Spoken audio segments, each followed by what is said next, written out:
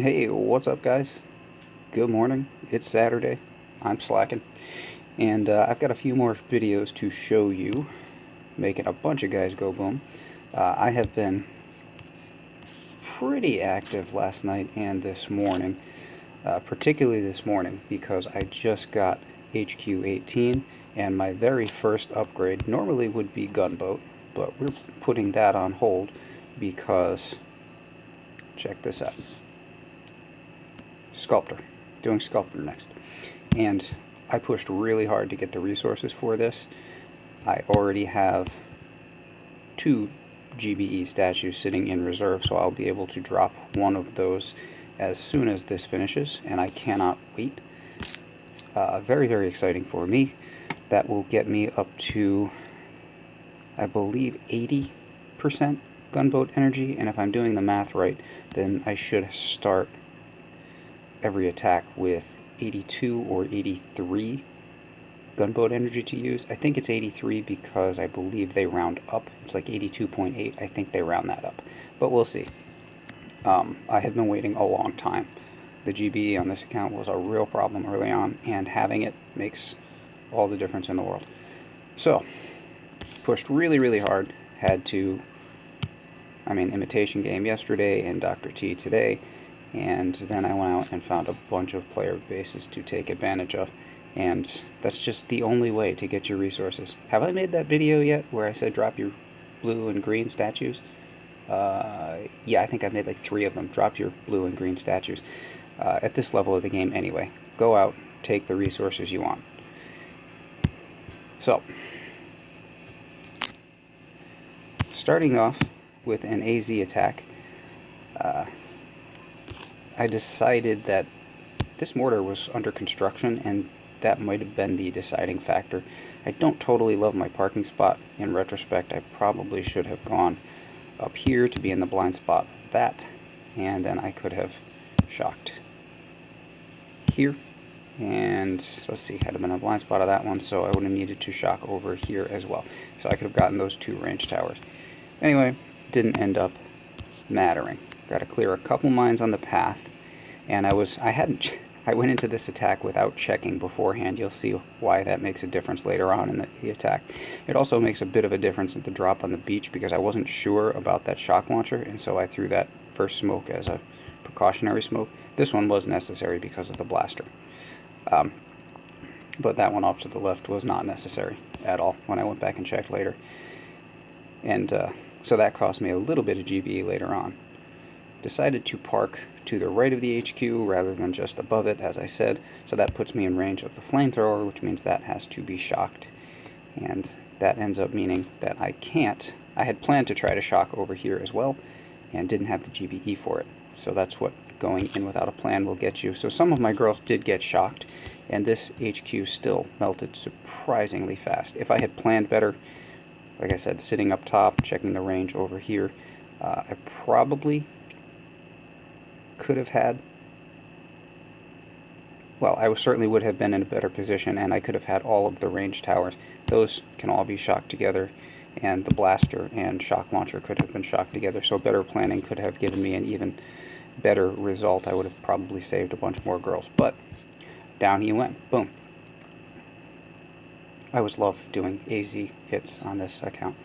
It's just, because again, I never did this when I didn't learn this until way too late, and now that I am learning it, hopefully I can convince somebody, anybody, to go out there and try it. Actually, I have convinced at least one person, because this guy in my task force went out and actually did a really good attack last night, and he got the HQ down to nothing.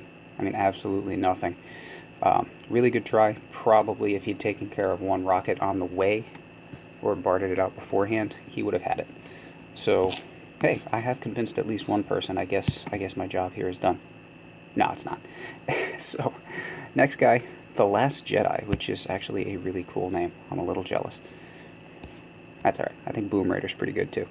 So this guy we're going with Hookah, and I believe I went with 2.5 on this one for the damage because everything is clustered out front, and all I really have to do is shock the HQ here. Heavies should sit, I like this pocket right back here. This little notch between those 2 buildings, and then flare forward. So heavies should be sitting about like that, and that should cover just about everything, assuming we shock on the HQ. The only thing we really have to worry about is the rocket off to the right hand side, and I figured, you know, we'll cross that bridge when we come to it. So the 2 boats of heavies, drop them out front. Probably should have held Everspark back a little bit, and I had to start smoking early because the rocket over here did target the girls. So midway flare, I like to flare right to the mine, because that way I know the heavies will get it. No doubt about it. Don't like to leave some things up to chance. Flare back towards my parking area. Didn't love the flare spot. Adjusted. They started to get really wonky here, spreading backwards. So I flare them forward, and watch this. You see the movement there. All the movement is coming from the heavies. They step forward, the Zookas hang back, and that is the whole point of that technique. You flare farther than you want to go, and then flare back to your parking spot. And have shocked the HQ, and I threw some ghost troops over here, trying to distract that rocket, which I said could end up being a problem.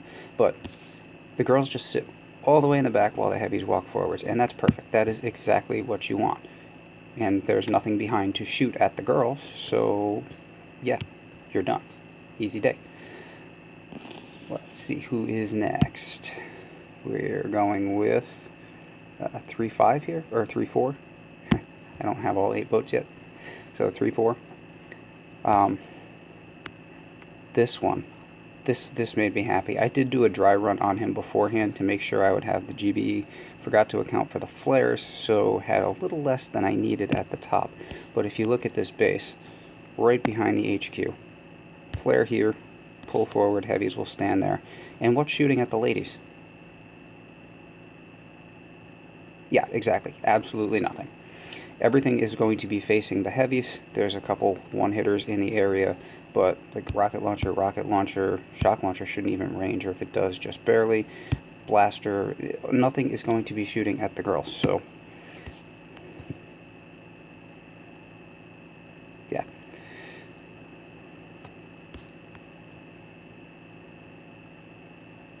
A little bit of extra flaring because his base is so far back. I don't usually get to do these bases because, again, the GBE, and you get 2 girls who just decide to curl around the sniper over there and walk straight face first into the boom mine. That's intelligent.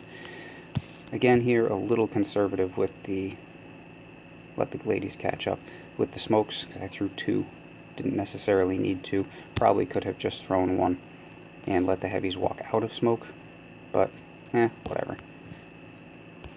Had hoped to use battle orders back here, but here again you'll notice the heavy step forward and there's just nothing shooting at the girls at all, and that's always a beautiful situation. That's what gets you easy wins, and that's about as easy a win as you could want. Just a casual stroll to the back of the base and boom, down goes